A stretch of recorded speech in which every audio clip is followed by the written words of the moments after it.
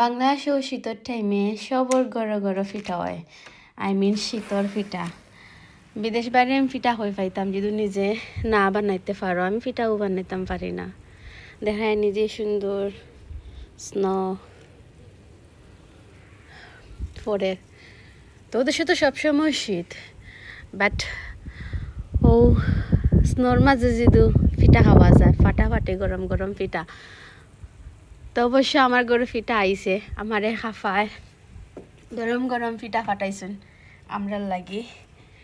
অবাইসা কত মজার ফিটা দেখায়নি, নারিকেল ফিটা, কত মজার ফিটা গরম গরম।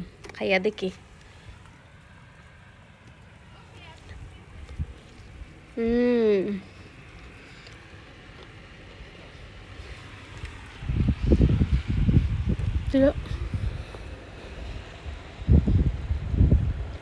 যে মজার ফিটা,